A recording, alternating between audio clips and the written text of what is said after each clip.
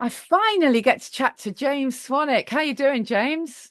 I'm doing so well. Thanks so much for having me Yeah, here. it's great to chat to you. I've been trying to get this schedule for so long, and one way or another, it takes forever. But really great to chat to you. Renowned sobriety advocate, entrepreneur, lifestyle coach, and all the rest of it. And I really want to chat to you about a bunch of things. Obviously, the work you do around alcohol, but also around sleep. So there's a bunch of things I'd like to get into. But let's just start with your story. You know, for people who don't know. What's your background? What led you to where you are now? Well, I stopped drinking alcohol in 2010, but prior to that, I was a socially acceptable drinker in that growing up in Australia, I would have two or three drinks a night, a bottle of wine a night. To be clear, I wasn't getting arrested or waking up in a ditch. I didn't have a chemical Yeah, dependency, but I very much had a cultural conditioned dependency on alcohol. yeah, Social drinker, end of the day, drank to relax. Sometimes I got drunk, had a lot of fun, but who doesn't when they're in their, early 20s and like maybe in their 30s. But what I came to realize is that by the time I got to age 34, I'd put on about 20, 25 pounds of unwanted body fat. I was irritable, stressed, wasn't sleeping great. Just blah. I wasn't rock bottom, but I was feeling like I was living life at a 6 out of 10, just completely mm, mediocre. So in 2010, I decided to take what I thought would be just a little 30-day break from alcohol, and it turned into almost 15 years and counting. And then later on, after about 5 years of not drinking and experiencing clarity and focus and energy and the body that I think nature intended me to have and great relationships, I created an organization named Alcohol Free Lifestyle, and now we help mostly folks in their 40s, 50s, and 60s, middle aged, let's say, successful business owners, executives, to stop drinking alcohol, to quit drinking alcohol, but most importantly, stay quit. yeah, That organization's called Alcohol Free Lifestyle, and we have a podcast and we have coaching programs, and we're really kind of helping support the movement that's going on worldwide at the moment of people either being sober curious or stopping alcohol entirely. yeah, absolutely. When you quit, you know, you say you were sort of part of that culture in Australia. You know, what happened in terms of your sort of relationships and people around you? What was the impact? What did you notice? The impact was just average relationships, less than average health, uh, envious of other people, irritable very easily, frustrated with waiters or waitresses or people in traffic.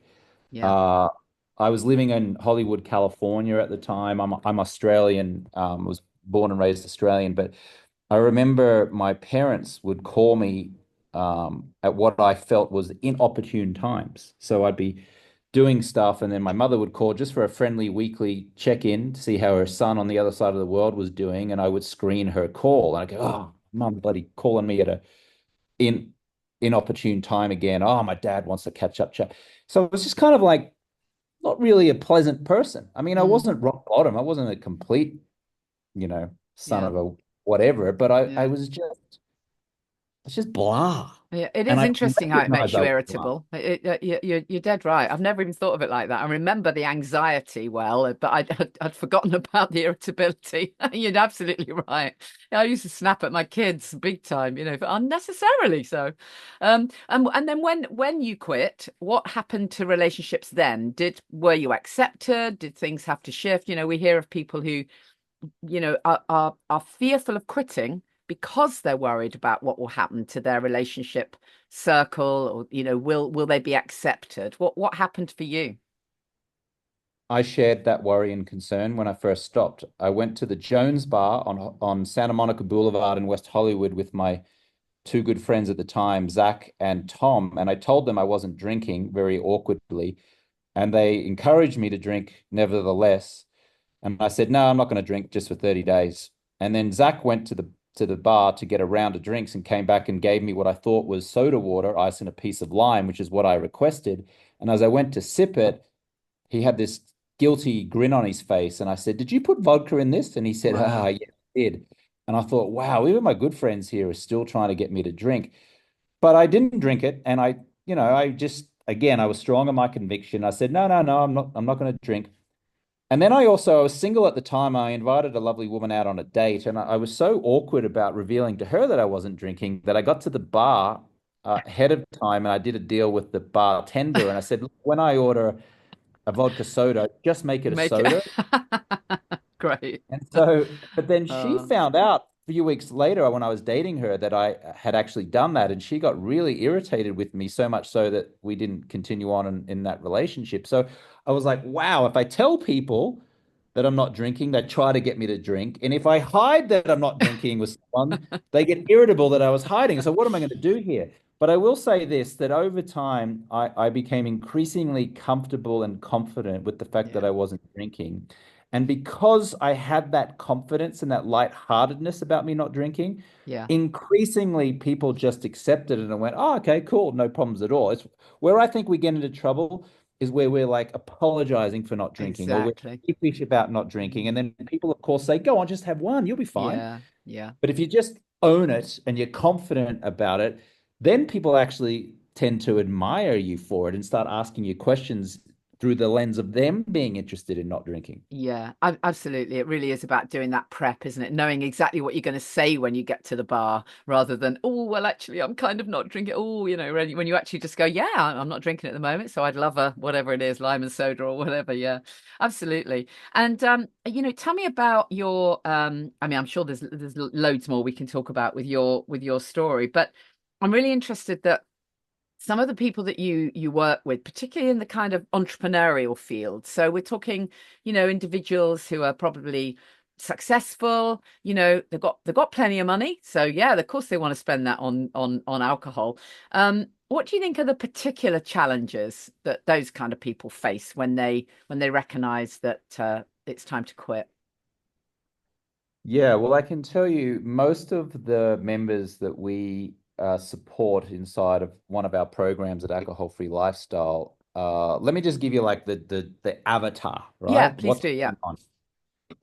Average age tends to be early 50s, married with either young or adult children, marital strain, not present with their children, don't have a great relationship with their children, high blood pressure, acid reflux, aches and pains, not sleeping throughout the night. Um, like I described before, they just feel like they're drifting. Yeah. They realize Yeah. that they've got less time on Earth than what they've already had, Yeah. and Yeah. Yeah. Yeah. they really desire to have the third and fourth quarter of their life feel so much better than Good. what it felt like in, let's say, the second quarter. Yeah. That tends to be the issue. Now, most of the folks are successful in many areas of their life. They're successful in business, they're successful in their job, they're successful at many, many things. Maybe they feel successful at raising a family. They've successfully stayed married in many cases, but they just can't seem to be successful as it relates to their alcohol Mm, consumption. mm. And no matter how many times they've tried to stop, and they've succeeded at stopping, but they always tend to Go return, back. Yeah. go back to drinking. And so that's Yeah. the one thing they haven't been able to solve, and it's a source of great frustration for them. Yeah. That is the common story. Now, in more serious cases, people have got a DUI or they've said something embarrassing or they've had an experience and their kids just don't want to talk to them. But in most cases, again, it's not shockingly rock bottom. It tends to be my kids really don't want to hang out with me, Yeah. and my wife or my husband have said something about my drinking and it's causing marital strain and we're Yeah. drifting, Yeah. or the doctor has said your blood pressure's pretty high. If you don't solve this now, there's going to be some massive problems down the line. Yeah. It's so interesting, isn't it? That, as you say, people are, they're successful in so many areas. They can sort problems out. They can um, face challenges. And yet this thing is different. And so often, what I've found with clients and myself, I have to admit, is that we're under some kind of illusion that alcohol is the answer, and it's very difficult to kind of retrain our brain to properly accept that alcohol has zero benefits. It's really hard to retrain ourselves to that because if we had it thrown in our face culturally and every which way round that alcohol is the answer. Alcohol will make you feel more confident, more sexy, more relaxed, more whatever the hell, will help you network. Actually, none of it is true, but it's really difficult to square that with the unconscious mind, isn't it? It is.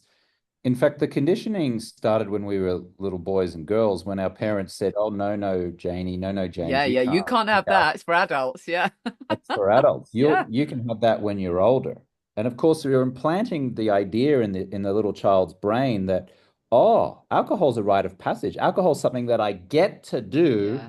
when I'm older. And that's where it starts. And then, of Yeah. course, smiling assassins is what I refer to them. It's Yeah. everyone comes at you smiling, saying, "Hey, can I get you a drink? Would you like to have a wine? Can I offer you a beer?" Think about when we go into a restaurant, the waiter or waitress comes over and says, "Hello, Miss Grace. Lovely to see you here. Hello, Mr. Swanwick. Can I get you started with a drink from the drinks menu?" I Yeah. mean, they may as well be saying, "Hello there, Miss Grace and Mr. Swanwick. Can I get you started with a glass of regret? Can I get you some Yeah. unwanted body fat, please? Yeah. Hey, Exactly. wonder, would you like to choose something from this menu of disrupted sleep? Would you Yeah. like to Yeah. wake up at 3 in the morning, or would you like to wake up at 6 with shame and regret Yeah. and feeling like crap?" But that's what it is. And we are all doing it with a smile on our face. And a lot of us are well intentioned. Like if you were to invite someone over to your house for a Christmas party or an event or something, of course you want to be a great host, right? You want to be hospitable. And so what do? You say, "Oh, can I get you a drink? Would you like a wine? I've got vodka. Would you?" But it's all preposterous Yeah. because it's nothing more than attractively packaged poison. Totally. And society has been, you know, the liquor companies have been doing a great job at marketing their Haven't product to. they? Haven't they? And the reality is that though, is that it's just not good for us. It's attractively packaged poison, and we're all just walking around in this matrix going, "Oh, isn't this great that we're consuming this poison?" No, it's not.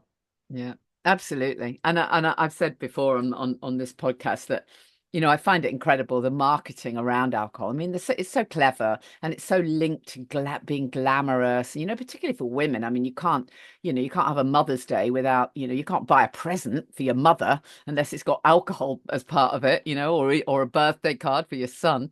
And so everything's linked to the glamour around alcohol. And yet the marketing companies never show any images of their customers when they've consumed the product. We never get the pictures of someone who's had the alcohol and then is in the gutter. We don't get those pictures, do we? We just get the glamorous idea of it all. And then if they did show an image of someone in the gutter, then people who were drinking alcohol would go, "Oh, that's not me. That's not me. That's an Exactly. alcoholic," right? Exactly.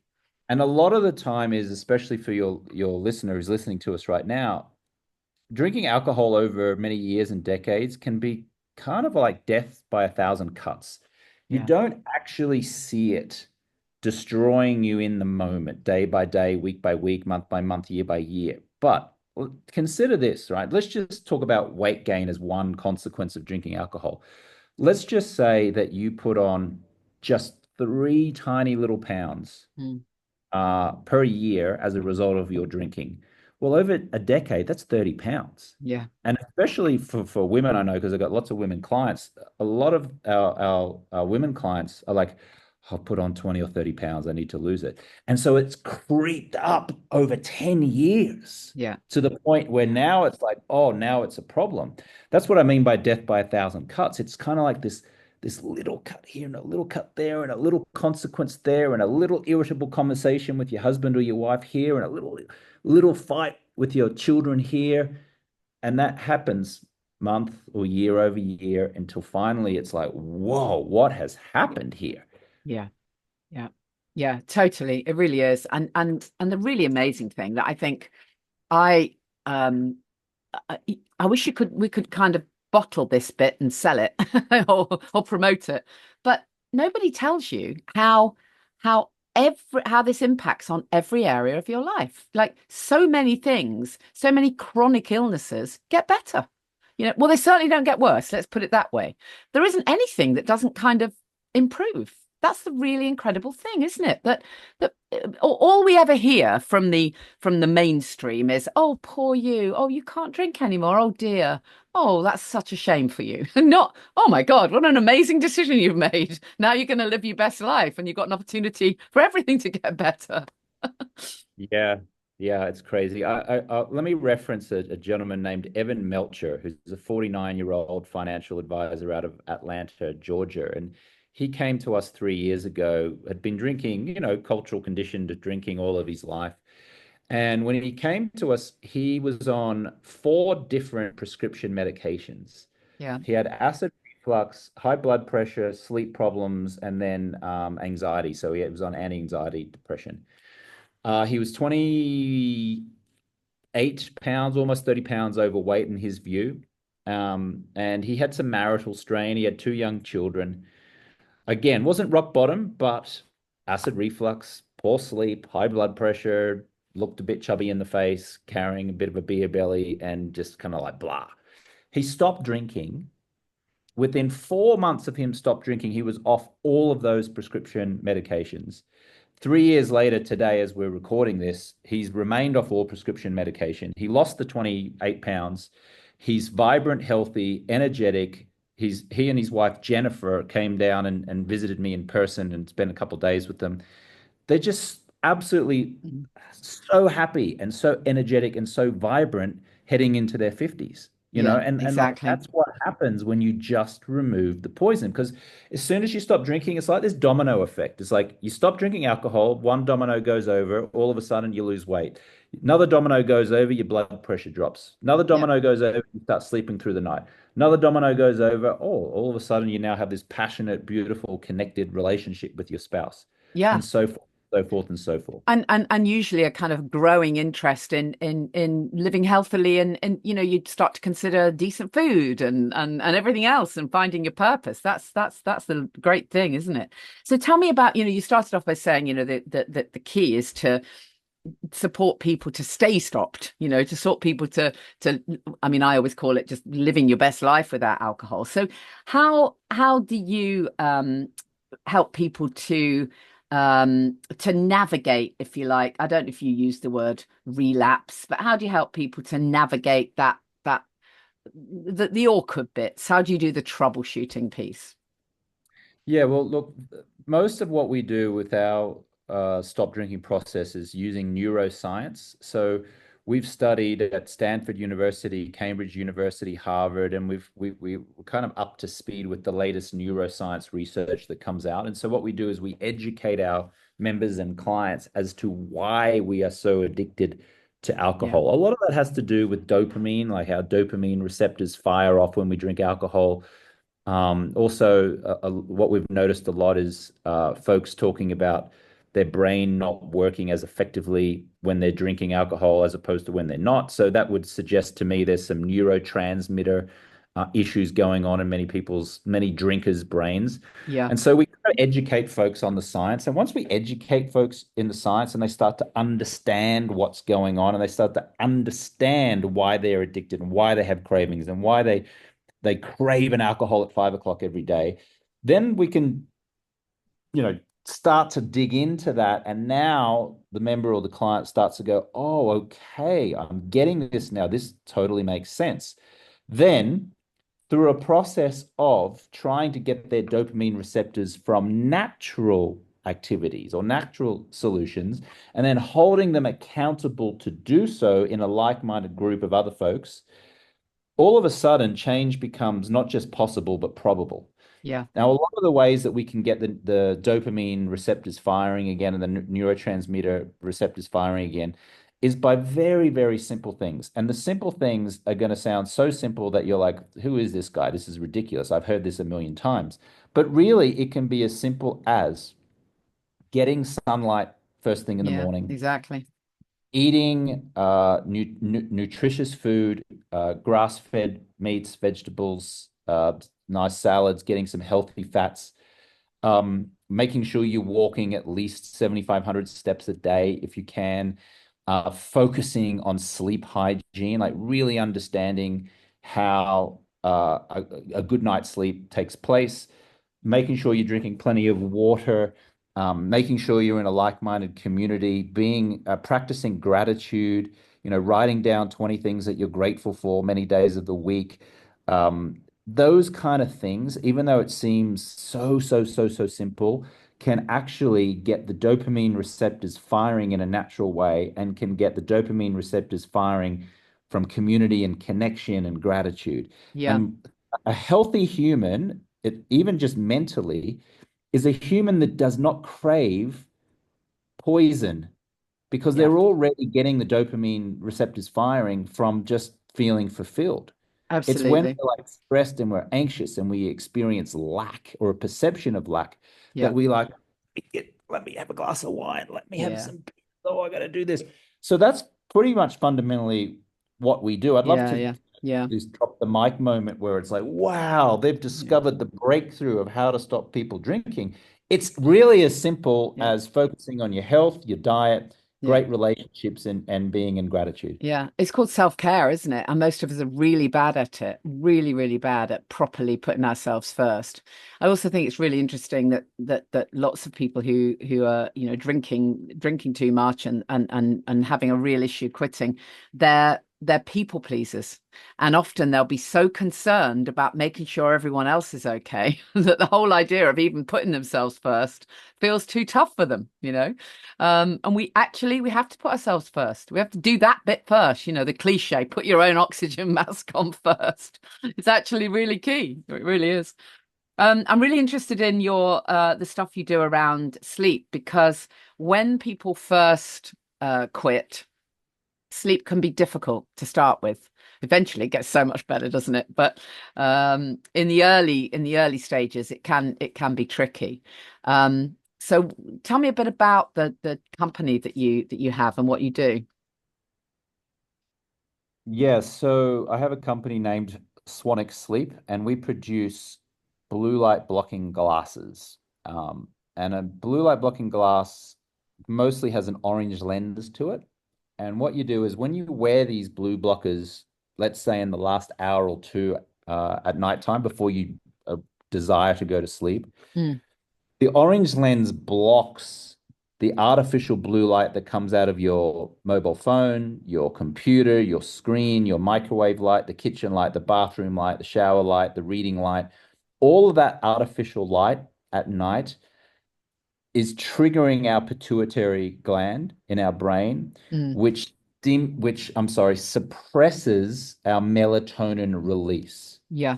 So if you think about this, of course, we always associate melatonin with good night's sleep, right? Mm, mm, But when you are on your phone, watching TV, walking around at night in the nighttime with the lights on, you are preventing your melatonin from being released in a natural way. And of course, what happens is we go to sleep and we either have a disrupted night's sleep, we toss and turn, we wake up in the night, or we wake up in the morning feeling tired and lethargic, even if we've had 7 or 8 hours sleep. yeah. Yeah. What we do with our company, Swanwick Sleep, is that we've produced these scientifically researched blue blockers, which block that artificial light. You wear them for about an hour before you go to sleep. You remove them just before you desire to go to sleep.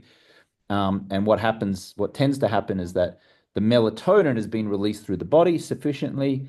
Now we're able to actually sleep considerably better. And this has all been scientifically proven. The University of Washington did a scientific study on our brand of glasses back in 2018, which showed that people who wore the glasses, like I just described, Mm. uh, actually reported sleeping 13% better overall, Wow. 8%, 8% longer, but most importantly, they reported an 11% improvement in productivity the following day. Oh, wow. They had a night's But sleep. so is this kind of linked to the theory that, in an ideal world, we would be waking up, when the sun rises or at least early, and we'd actually be going to bed really a lot earlier and the light would be dimmed. We wouldn't certainly wouldn't be on bloody computers at, 11 o'clock at night. That's how it would be in an ideal world, right? That's Yes. but we don't live in an ideal world. No, well, But if we did that, I suppose, in days gone by, that's that, when it gets dark, you'd light a few candles and you'd literally wind down. But we tend to kind of race through. I mean, there are nights when I find myself on the computer at midnight, and I know that that's crazy. Yeah. Well, up until the late 1870s, we actually lived our life at night by candlelight. Yeah, And exactly. flame Yeah, and yeah, fire yeah, does not disrupt our melatonin release. yeah, We yeah. actually stare into a It's raging artificial fire. light that's the issue. Yeah, That's right. So then Thomas Edison mass produced the light bulb. He yeah, started doing it in the late 1870s. And in terms of human evolution, that was a remarkable and incredible thing to happen, right? Because we get so much more done with this artificial light, and we create more safety for society. Like it's just very practical and very, very efficient. However, simultaneously, the mass production of the electric light bulb in the late 1870s, it has fundamentally destroyed natural sleep for yeah, human beings yeah, yeah. because now we're staying up later than we ordinarily would have.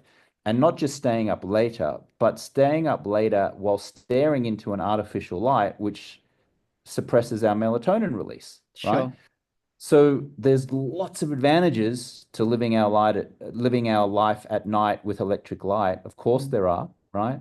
But the disadvantages and the destruction to our natural sleep patterns are profound. Like Yeah, totally. And I'm the guessing you would say it's important to make sure you turn off devices at night as well. Would you agree with that? well, it is, but I can tell you this, and I can speak for my own self, right?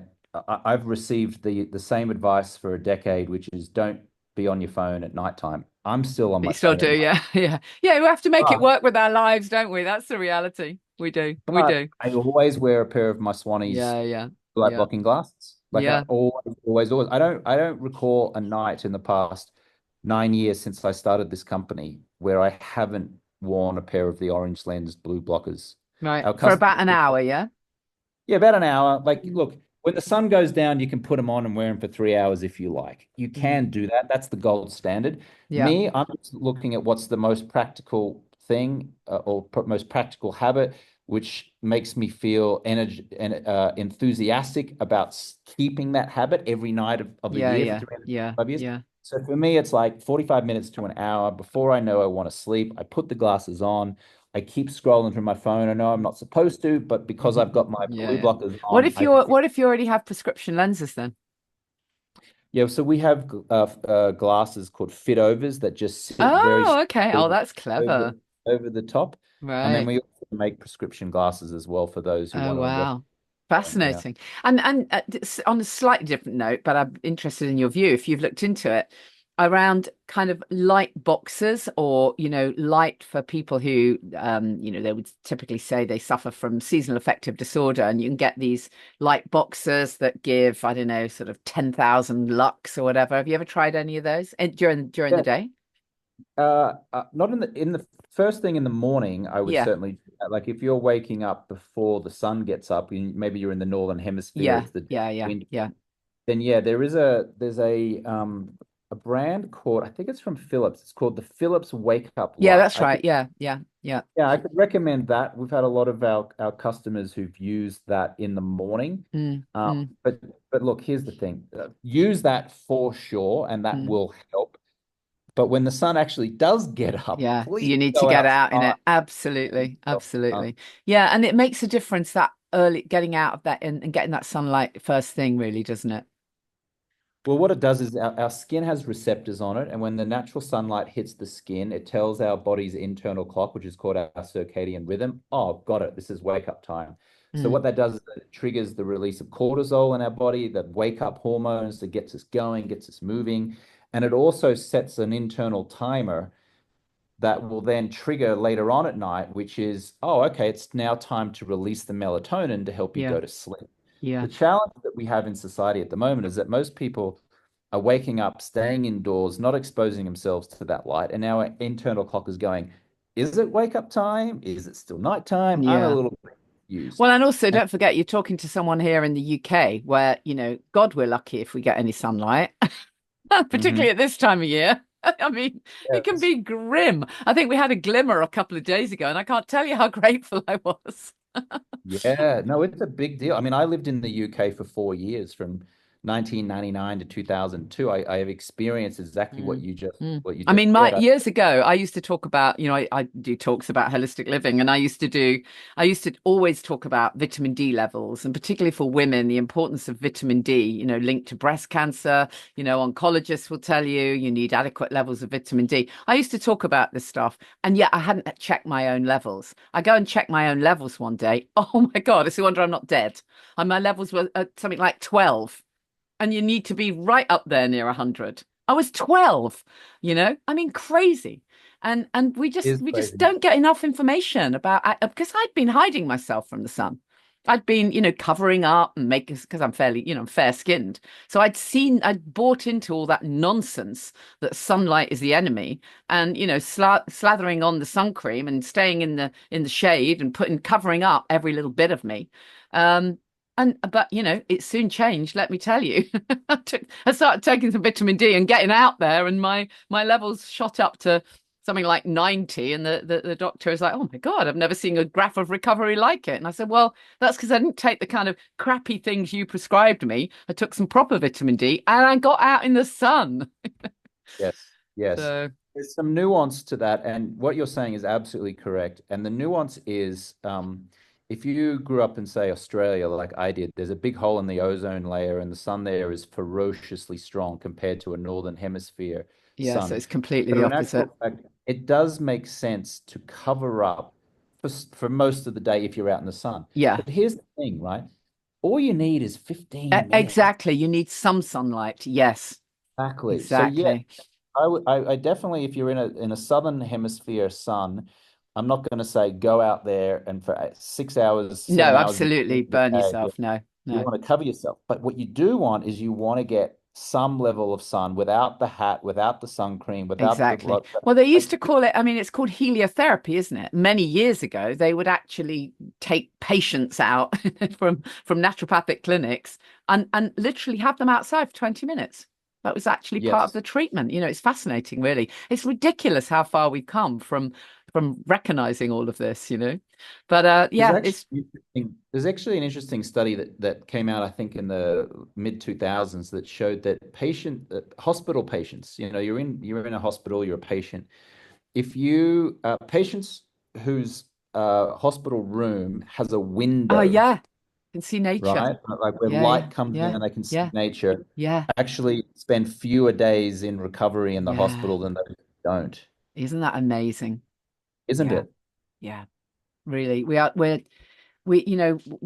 are we doing to ourselves, kind of hiding ourselves away from the light. And obviously we could get onto the topic of kids and the importance of kids to be out in nature. There's that great book, isn't there, Nature's Deficit Disorder? I don't know if you've seen that, but it's a real issue for kids, I think, when they're holed up and they're not able to kind of get out into nature as well. So yeah, fascinating topic. So tell us where we can find your stuff, James. Let's start with the sleep company. Where can we get your fantastic blocking glasses? I love the idea of that. Thank you. SwanwickSleep.com or on Amazon, depending on where you are. But my last name is actually spelled Swanwick, even though it's Yeah, pronounced Swanwick. So if you go to SwanwickSleep.com, you'll be able to see our full range there. We're also on Amazon. And yeah. interestingly, a lot of professional sports teams are wearing our brand of glasses now. Tottenham Hotspur in the Are English Premier, they? Cool. some Manchester United players, and then over in the US, the New Orleans Saints NFL team, the New York Knicks basketball team. A lot of the pro athletes are now wearing our glasses because their sports science departments are all recognizing that the way to get their star athletes to perform on the field or on the pitch or on the court is to make sure they have a great night's sleep. And so Yeah, they're what insisting that their star players now wear the glasses again in the last hour before sleep so they get the best night's sleep and therefore can perform on the field. yeah, yeah. Amazing, fantastic. And tell us your other company. I'll put all this in the show notes, of course. But your alcohol-free lifestyle, right? Alcoholfreelifestyle.com, or if you'd like to listen to the podcast, which shares a lot of tips and tricks about reducing alcohol, quitting alcohol, staying quit from alcohol, you just type in alcohol free lifestyle into Apple Podcasts or on Spotify. Brilliant. James, thank you so much. I really appreciate it. Thank you so much for your time. Well, I appreciate it, Jenny. Thanks very much for having me.